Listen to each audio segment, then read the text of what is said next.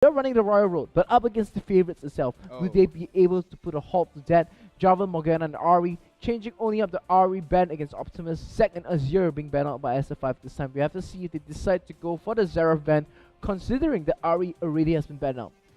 Yeah, and we'll see what's going to be the final ban in place. But I think it's not going to be as important as the Zac and the Zero ban, because these two are the ones that Zotac 269 actually wrote into success. And even writing off the Maokai in this situation, I think they're actually tunneling King J into picking the Hackerim in this case.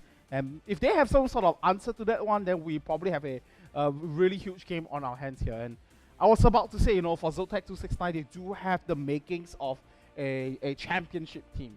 If you look at traditionally some of the more famous champion teams, if you look at the old TPA, and if you look at SKT back in Season 3, and I wouldn't make, okay, maybe Samsung White is one of the exception, but if you look at those two teams, right, one of their most common tendencies is that they will have a limited champion pool, but they are just so good at it that they just make it work so well for them. And in that case, that was what Zotac 269 was running with. So I was curious as to see when, you know, they ban out the Zac and as well as the Azir, will they be able to perform just as well on champions such as Zerath and, you know, some of their old picks there.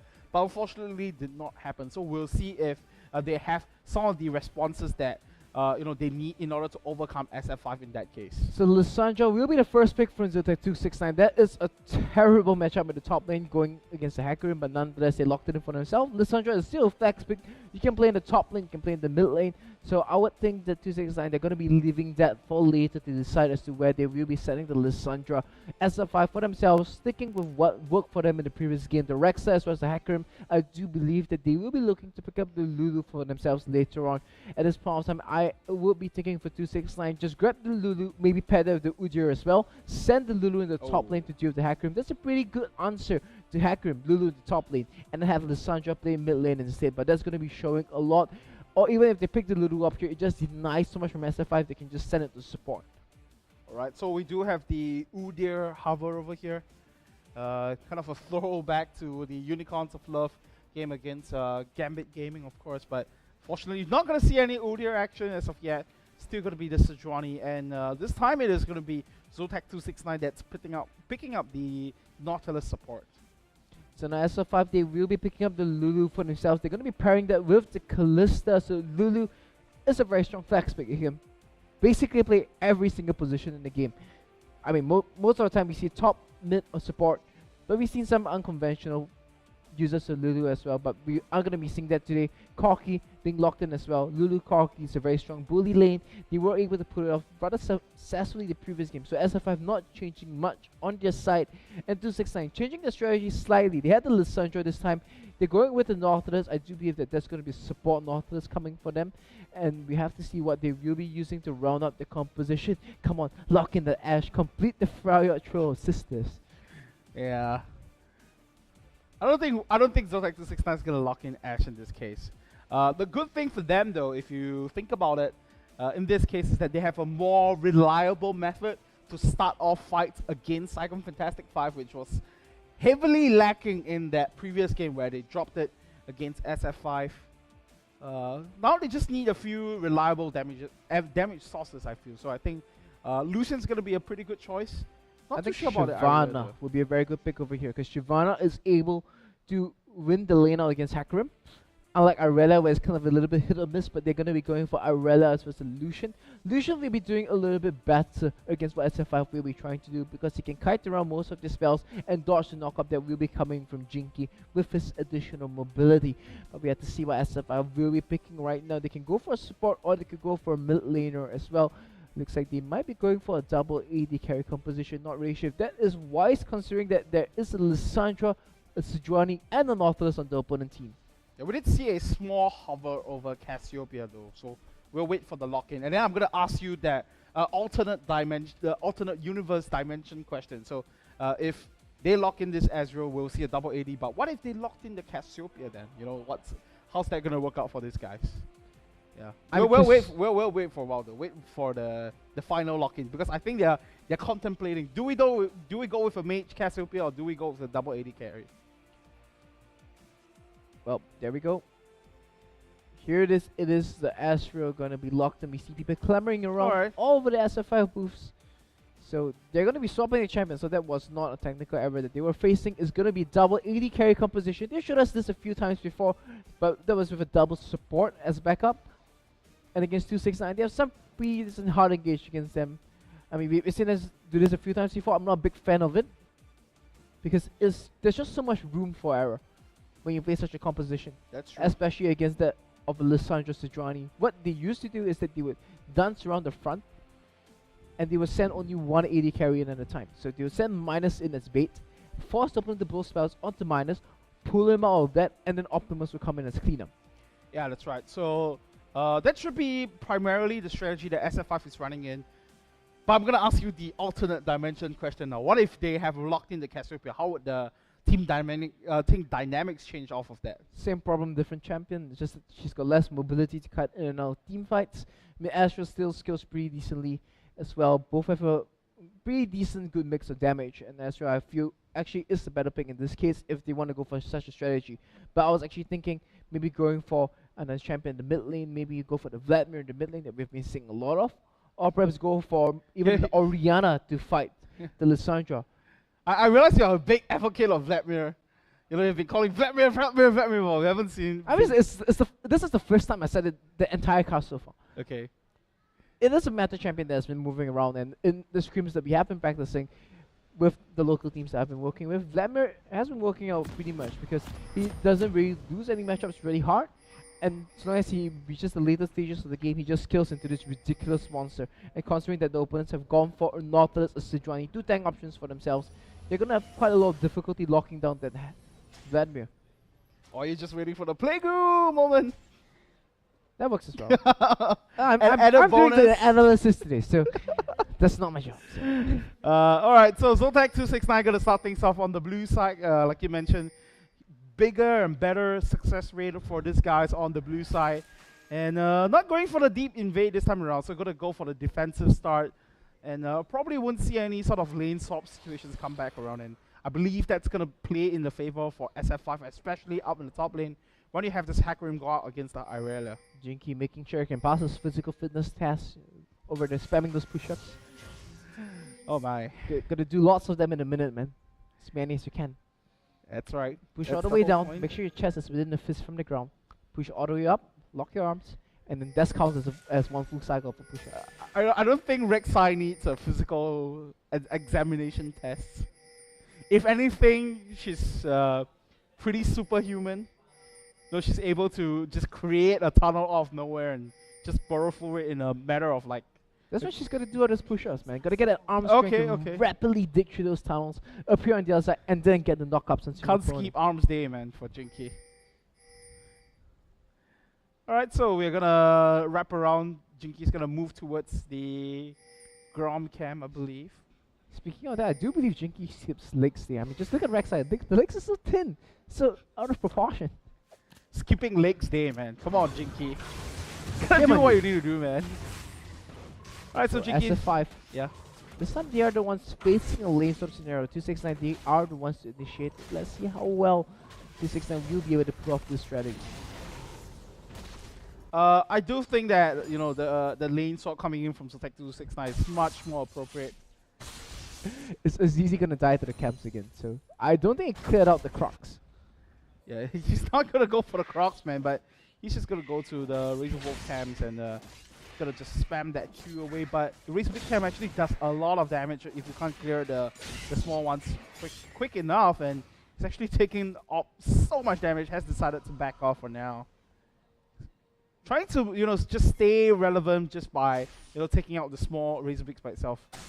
But King J is still very, you know, active down the ball lane by itself, just using the Q to clear out the camps. But has to watch out though, because on the back end, Jinky is gonna come back around. Does not get the last turret shot down onto him though. So very good dive coming in from both Jinky as well as Carrot to secure that kill. I'm just puzzled about Azizi's pathing right now. I mean, he started the Crocs, took a whole ton of damage, didn't get it, he's still level 1. And then he moved in, he did the Razorbeaks, he recalled. 269, they messed up the lane swap. They didn't get the freeze going. And Azizi should just straight away teleport to the top lane and soaked up the entire wave and a half of experience that was pushing into the turret. But he didn't do that. He's still holding on to his teleport. And now he's going to be a level behind King J in the top lane. That's right, but the one thing that he does have though is that summoner advantage, because King J's flash is not gonna come back up in the next few minutes or so. So if Azizi can somehow catch back up in terms of levels, and he can just abuse the kit of Akram to actually pull ahead of King J in this situation. So we'll see how this one plays out for Azizi in this case. So 269, they swap the lanes back to normal. No dragons happening in the entire exchange. No major power spikes being hit either. But there's going to be a slight experience advantage for King J in the top side, and a CS lead for Minus in exchange in the bottom side of the map, as well as the additional kill and assist goal coming over from the first blood onto King J. Yeah, it's kind of curious as to how this Lucian as Nautilus lane is going to work out though. And here comes the dredge line all the way to the back, and Cirque is going to zone out both Carrot and Minus in that case. So Celebrity does have a lot of space to work with. But that being said though, Minus still hanging on to a small CS lead after the exchange up in the top lane when the lane swap happened. So not too bad for him whatsoever.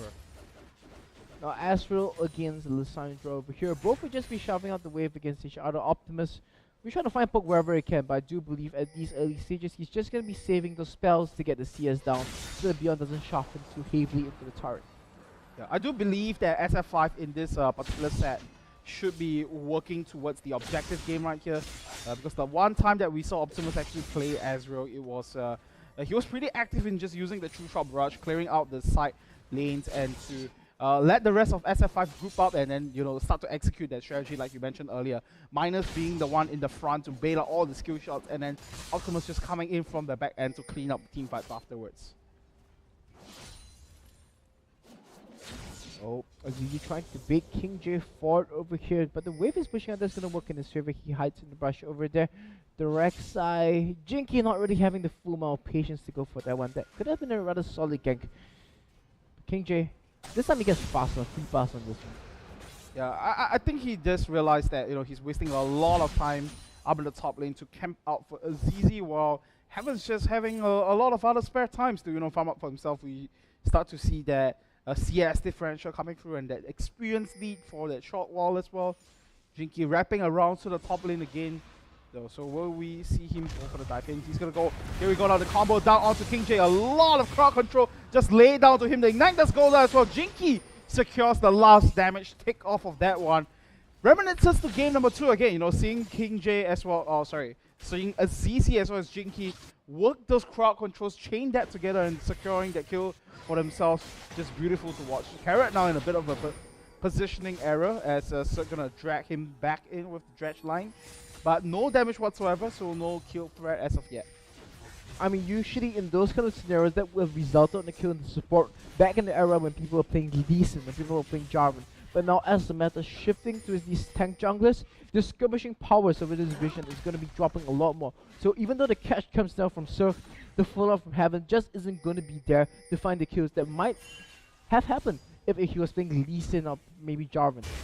Well, I do believe Zotac 269 was trying to secure some vision around the Dragon Pit area because they do have that numbers advantage over at that side of the map, but unfortunately they have to remember at the back of their head that Azizi still has to teleport up and he's going to be able to join the fight anytime as he pleases. So even in CS, in the mid lane, into bot lane, however, for what seemed like a rather unfortunate scenario in the top lane, traded off for Minus having a slight lead at the start, and he has been able to slowly extend this CS lead against Celebrity. Yeah, that's right. Lucian, one of those champions that we'll see in and out of competitive play, has been absent from the competitive scene for about a few months, and now we do see a few players, finally picking him back up again to try to deal with this, compositions when you have a really, slippery champions to deal with. You will have the mobility to try to match up to that one. And it's easy just dueling things out with King J at the moment. Looks like King J, he has been getting a few points in his W, so he will be able, in the E series, so he will be able to trade rather well with the Equilibrium Strike coming in and just getting the damage down onto Azizi. Alright, and we do see Jinky using that Void Rush going back into the mid lane once again. But Azizi now going to trade once again against King J, and we start to see the prowess of this solo lane Hecarim come into play now, and Azizi has effectively negated that stage where, he's just going to be able to duo out very, very well against King J in this situation. Sometimes when you have this solo lane, you know, hacker him, the best way to deal with it is to camp him out in the early game, but that hasn't happened, so he's just going to have a merry time now, even though he's down by about 10 CS or so, where the rest of SF5 now is going to capitalize on their positioning here, going for the very early group up, going to secure the first dragon for themselves without any contest whatsoever. Here comes the wraparound from the Lulu Rex side as well. Celebrity might be in a little bit of a pinch over here, but he does not know. Oh, he goes and he face checks it, and the exhaust comes down. Celebrity in a whole bunch of trouble. That's right, and he's going to try to use the calling to buy some time. And here comes Sir, actually pulling Jinky a bit closer. And Carrot picks up the kill using the glitter lance over there. Jinky going to try to run for his life. Getting the knockup though, but not quite enough to actually deal with Heaven as well as Sir. And the flash actually missing onto Carrot, but the freeze from Heaven is going to be enough to slow him down as Sir picks up the kill. And on the back end though, Optimus on the run here, but Beyond has enough burst damage to bring him down. SF5 kind of tunneling in too deep into the jungle of Zotac 269. I mean, 269, this is where they usually tend to shine. 9 minutes into the game, they go in, they get these very aggressive plays in, and every time they're just able to outfox SF5 in these early skirmishes. But the question is, would they be able to continue this for the rest of the game? In the first game, they were able to just carry it on, have very well-controlled teamfight, and just win out against SF5. But the second game, SF5 were the ones to put their socks up and had the better presence of mind as to how they wanted the team fights to be looking at, and they came out ahead of those skirmishes. That's right, King J though, with all that shenanigans happening throughout the map, had the advantage to just farm up into the top lane as we start to see that CS differential just slowly and steadily growing in King J's favor, up at about 20 or so, 15 or so in this case. So at least for Zotac 269, they do have that late game insurance.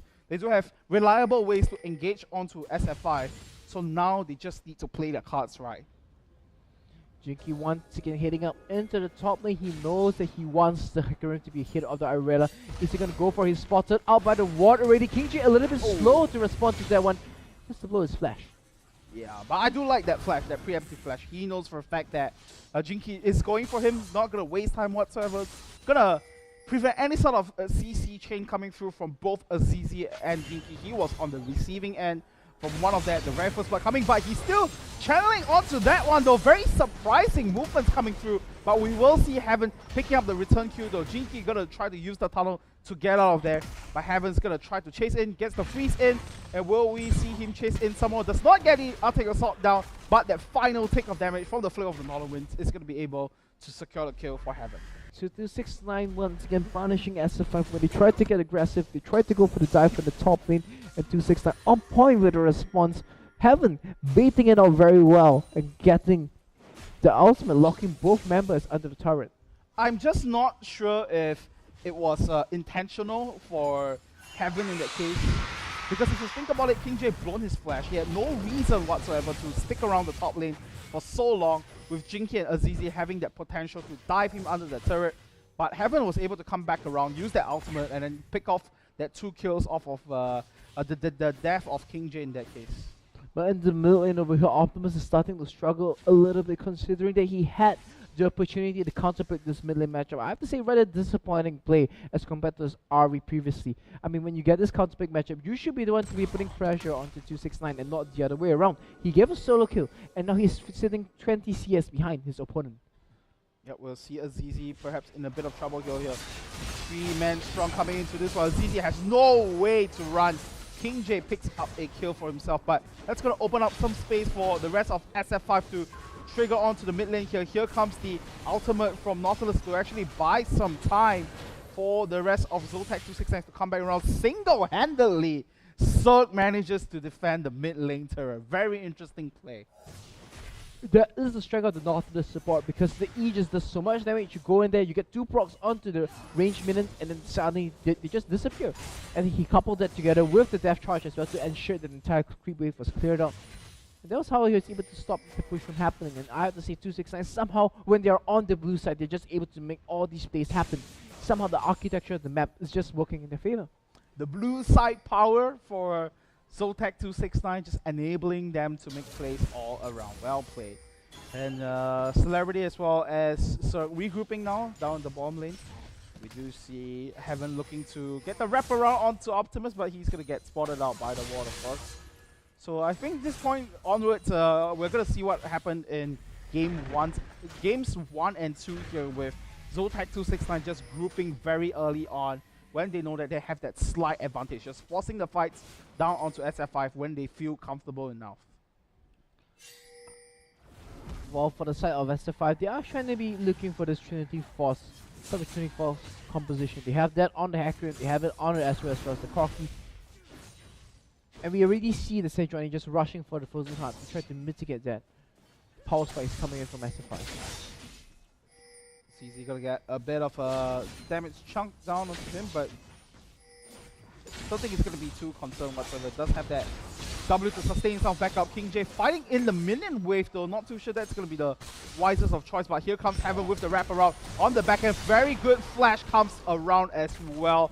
King J is gonna secure that extra bit of damage to clear off the kill onto Azizi. From what was supposed to be a bully lane matchup between Hackram and Arella, Azizi just been looking out of sorts, from failing to take the Crocs to the very weird Repticant take and to not teleporting to take the experience wave. He just hasn't been able to exert the pressure that he wants in the Hackram versus Arella matchup, despite calling Jinky up in the top lane twice. It is Heaven who has been the one to make the bigger plays and come out ahead of all the top lane exchanges.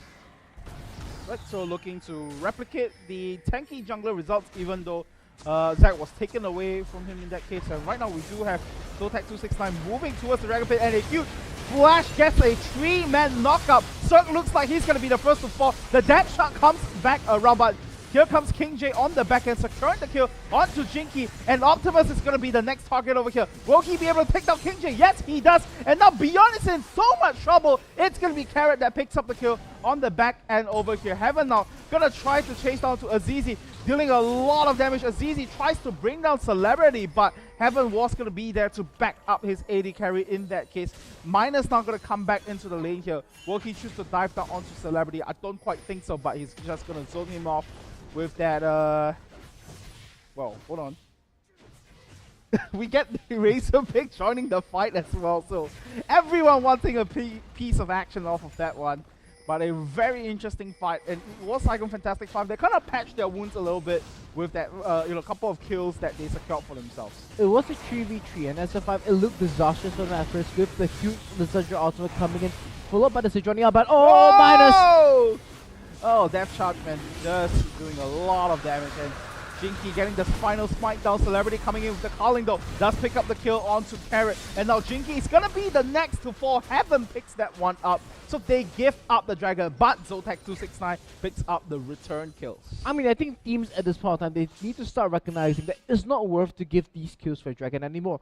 Previously, with the old dragon, it was worth about 1,000 gold. Yep. If you gave 3 kills, right, okay, it went even. But now you take one dragon. In this case, it's not even the first dragon anymore. You're just getting some additional bonus damage onto the turret and giving your opponent 2,000 gold. And giving your opponent that 1,000 gold in exchange. That's right. So, Zotac 269 will have an additional 3,000 gold to work with. And, just getting the advantage on the map itself, just staying alive in the map just gives you so much more things to walk around with, and they will take down the bottom lane turret as well. So that's going to escalate the goal lead to about 4,000 at this stage. Saigon Fantastic 5, they really need to pull up the socks like what they did in game number 2. SF5, they're having some aggressive wards. So once again, even from behind, they're not shying away from the very deep warding and aggression that they tend to do very comfortably on. There's actually a trap set up for Minus over here, Sir, as well as Celebrity. They might decide to just appear out from the brush and throw the spells onto Minus. There we go, is the big one being dropped already as support, as well as the Lucian. They do show a Carrot is around the side, but here comes the mid laner. Here we go now, they are going to zero in onto Carrot in this case. He's running onto the wrong side of the map, and we do see King J up in the top lane, getting the kill onto Azizi as well. And here comes Heaven charging in and getting the kill onto Carrot as well. A very well-placed 3-man pincer down onto the bottom lane duo of Minus as well as Carrot. They didn't quite get Minus, but they'll get Carrot as a consolation prize, just dangling the carrot from SF5. SF5, they're just looking way out of position, just falling for all of 269's little tricks. And then None of us just 5,000 gold behind, so 269 somehow blue side it's really working out very well for them.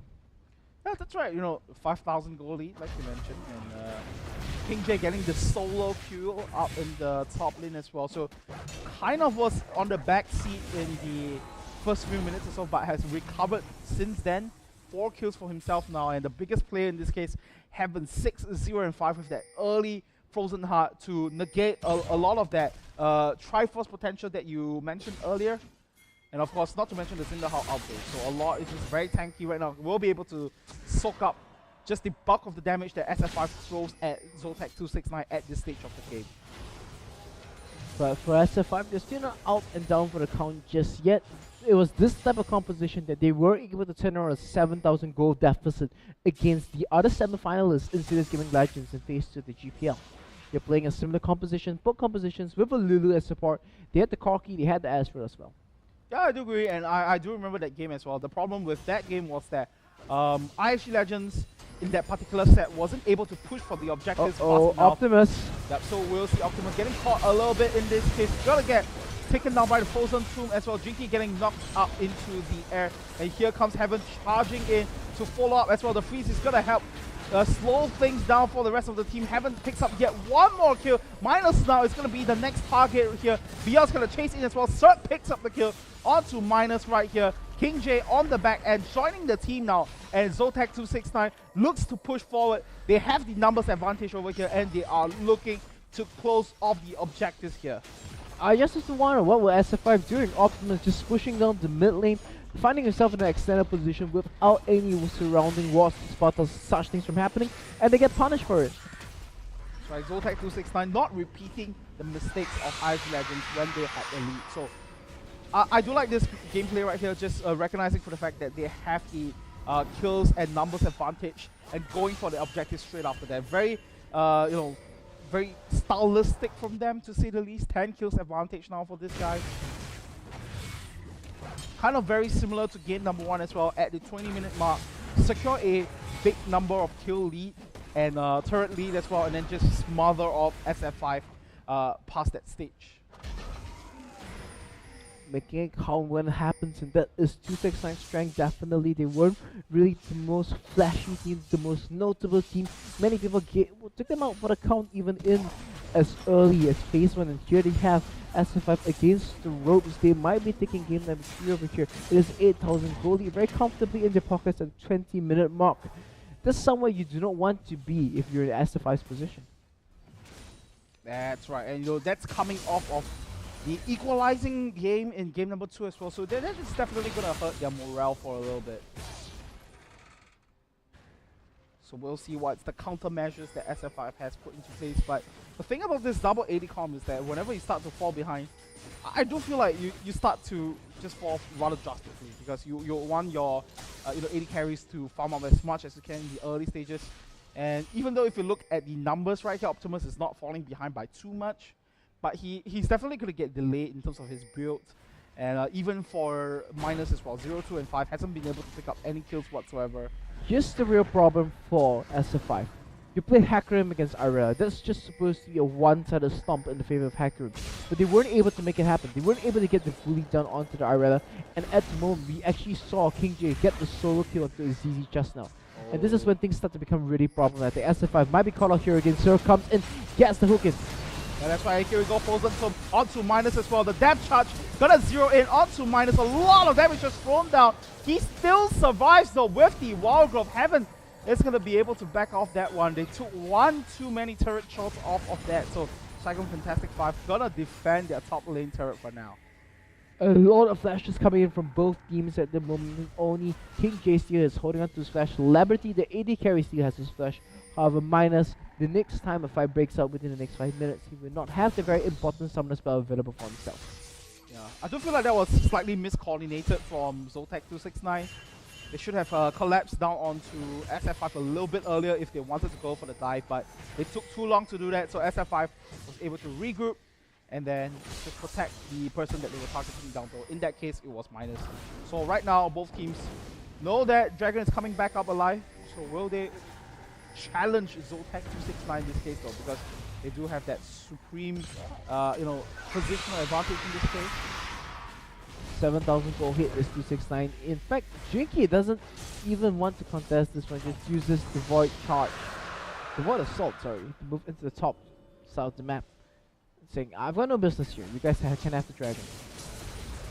And first dragon of the game going with 269. That nice 6% boost on top of all the items is going to be helping them quite a fair bit.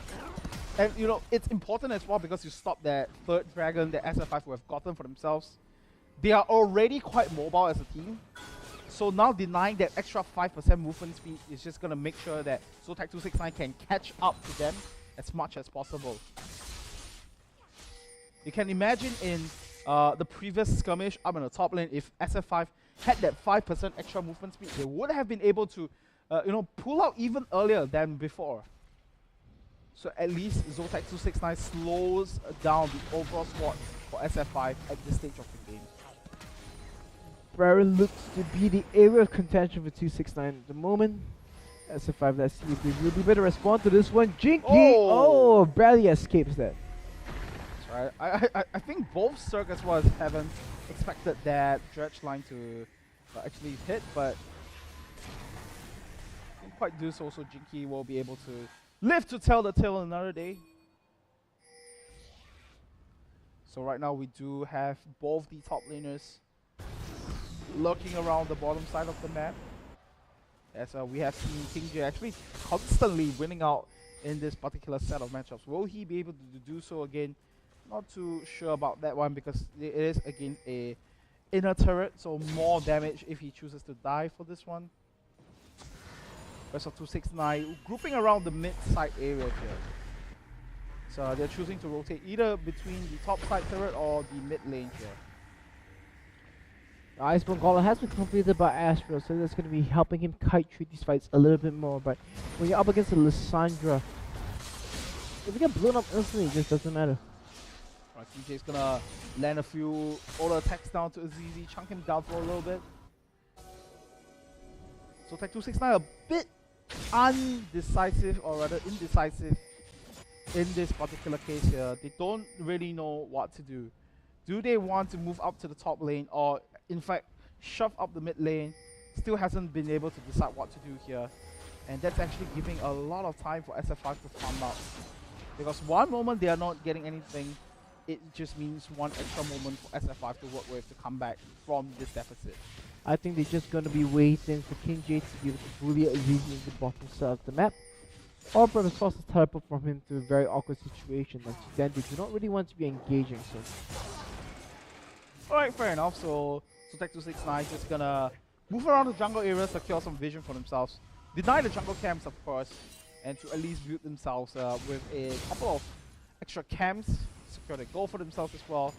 And Trusha Barrage comes around to, in fact, try to stop the minion wave from coming in from Zotac 269 in that case. But how much time is it gonna buy? I'm not too sure.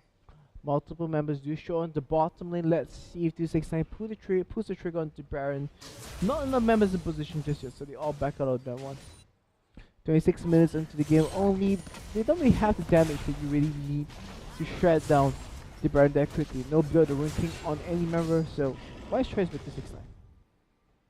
Right, speaking about Blade of the Rune King, interesting choice coming in for Celebrity in that case.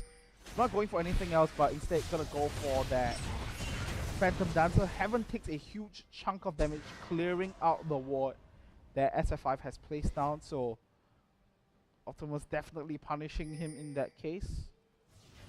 So now they know that the opponent's jungler is slow. It's gonna be giving them a good 10-15 second window to move around the map and perhaps try to drop some D-wards down. Maybe find some big mega skirmish that's slightly in their favor with the vision that they are able to get, but they choose to just continue to farm things slowly and slow on the game as much as possible. So in the last 5 minutes, 269, the lead has been the same. It's a 7,000, 8,000 goal lead. It hasn't really grown that much, and I would say definitely props goes over to SF5. But the moment 269 are able to complete the third set of core items, that's when things are going to be really difficult for SF5. Yeah, and they don't really have any hurries to try to do that because they have all-rounded, carries throughout the different phases of the game. They can still rely on King J to dive into the back lines. Once again, King J just over here is Zizi just struggling to do the area, not able to do anything too much. Overextend, get locked down outside the range of the turret, and he's going to be dropping to about half health.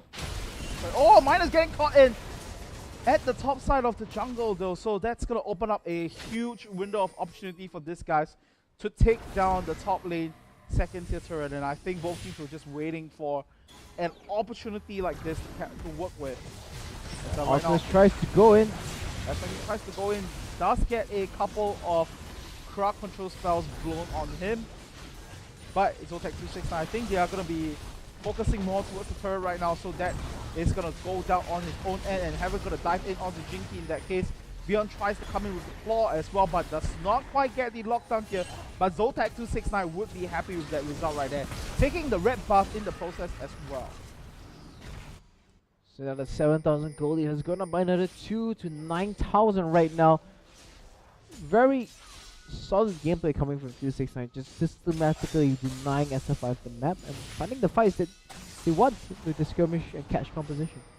Yeah, that's right, and slightly different from game number 1 in this case now, because in game number 1 they were just bulldozing their way down to the different lanes over here, 5 men strong, but this time they recognize that they don't really need to do that. There's no immediate threat for them to neutralize, so just playing the slow game over here, taking the objectives one by one, and getting the second dragon of the games with this also, placing the same amount of threat towards SF5 and saying, you know what, if you guys are so mobile as the team composition, we are going to challenge you for the dragon buff as well, and we will be able to eventually match up to your movement speed. Yeah, SF5, they're kind of like a dead corpse that's still moving at the moment, just waiting for the rigor to set in. They've just been so terribly outplayed, the win conditions haven't been met, and on the side of 269, they haven't executed the comp much better. And now that the Aurelia has killed into a point, 3 items have totally completed as well against a double AD carry composition. I don't think SF5 they have or ability to answer what 269 has. Yeah, we'll see about that though, because we do see SF5 moving towards the Baron pit right here. Zotac 269 does not want to take any chances whatsoever. Will peel away from the Baron right now, and we will see if they manage to catch out Azizi. So he has already galloped away from the mid lane. So it does take a lot of poke damage from Optimus in that case though. So gotta be quite careful of his positioning overall. The other question I have to ask is, where is Carrot's Mikhail's Crucible? So it looks like he's going to be going for the Banner of Command once again, but up against what 269 has to offer, I would feel that the Mikhail's Crucible will be so much more beneficial. Because you can use that, you can get rid of some of the snares that come in from Northless, you could get rid of the Frozen Tomb that comes in from Lissandra, the Sejuani Ultimate, as well as Lissandra's Equilibrium Strike. It's just so useful at the moment, and they elect to go for the Banner of Command instead. Yeah, we'll see if that's a Banner of Command, or is it going to be the Locket of Iron Solari, because there is still quite a lot of AoE damage from Zotac 269. So at least you'll be able to negate a small portion of that one. Okay, chasing on to Azizi in that case. The bottom lane turret is down to only about a third of his HP, so that might be what Zotac 269 is trying to do here. Like what you mentioned earlier, wait for King J to bully out Azizi down that bottom lane, take down the turret, and then start to move in to secure those kills. Beyond actually trying to set a trap for Optimus in the top lane, but Optimus is a little bit too smart for that one, so he just backs off, and now Beyond moves back into farming the lane itself. This time he brings friends. Oh, there's going to be a ward at to spot all of them out, so they know that they have been spotted, and you have to build on the operation. Right, pretty smart play coming through. Banner of Command, indeed, it is going to be for Carrot in that case, but no actual combat spells that he can use now from the items. So King J is just gonna brute force his way down to the bottom lane turret, and he's gonna force the fight down to Azizi as well. So securing the global objective for himself, and that's gonna bring Zotac 269 up to a 10,000 goal lead, almost reaching 11,000. A very slow game coming in from both of these two teams. Neither one thing to just heavily engage into their opponents.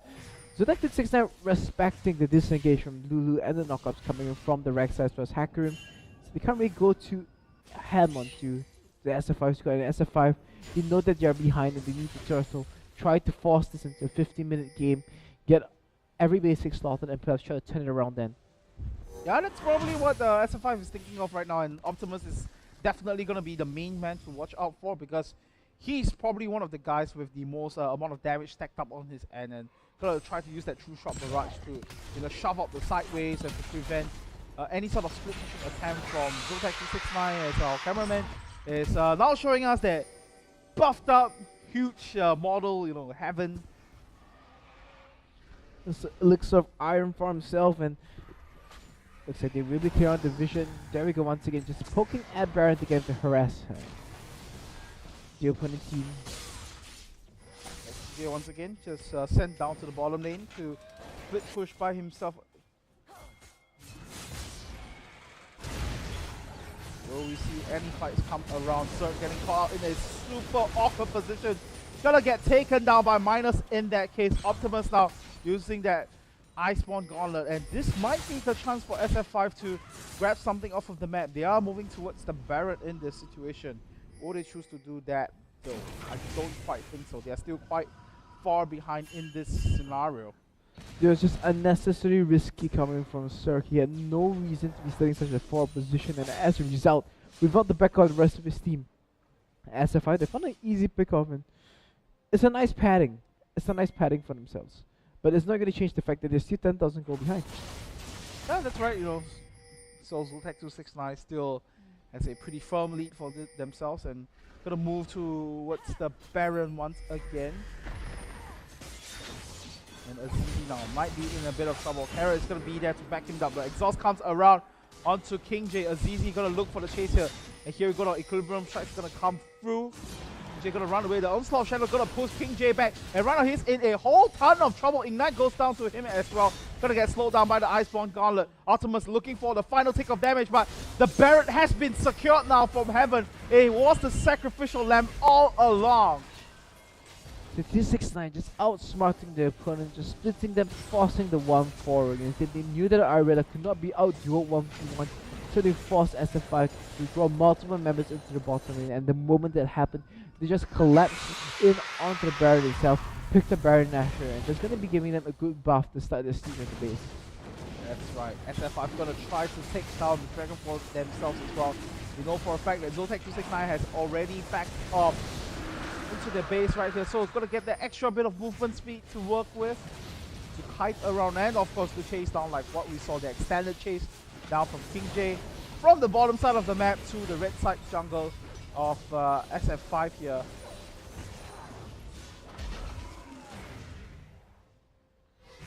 So the good thing going for SF5 is that even though Zotac 269 secured the Baron buff for themselves, King J did not manage to get, the buff for himself, because if he had gotten that Baron buff, he's just gonna be a split pushing menace that's gonna be rather impossible to deal with. It's still a small win for 269. They get a free kill in exchange. I mean, at that point of time, you have to think when you're 10,000 gold behind, Baron might just be a foregone conclusion. Even if you catch them all in the pit, with the team composition, they won't be able to do much. He's gonna gallop away, and Zerg was coming around the area as well. So pretty smart adaptation coming in from these guys. They know for a fact that, alright, King J does not have the Baron buff, Zerg, why not just follow him, at least power up the minions for a bit so that they can push in and shove up against Saigon Fantastic 5's base over here.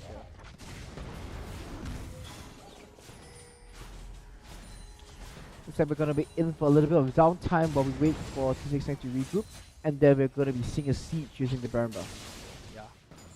And the good thing about having the Baron buffs as well is that they do get reduced damage from, from the champions over here. So the True Shot Barrage clear might not be as efficient as Optimus would want it to be.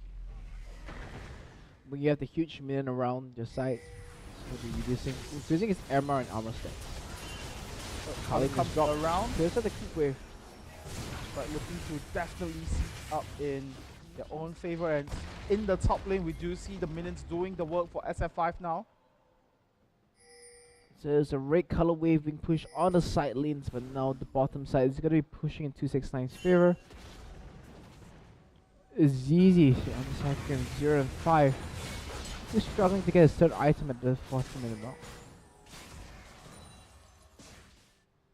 4 items completed on Arvella already. I mean, my goodness.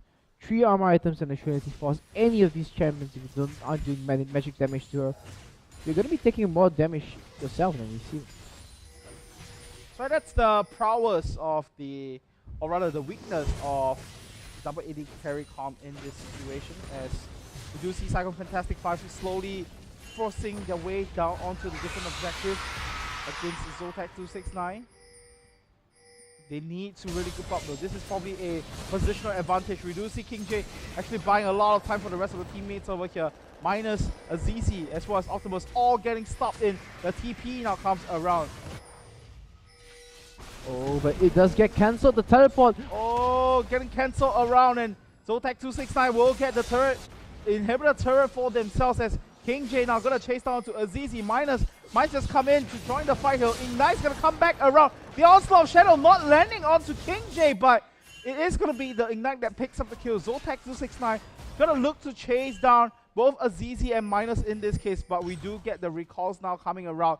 The scrying up is gonna spot out both Minus as well as Azizi in this case.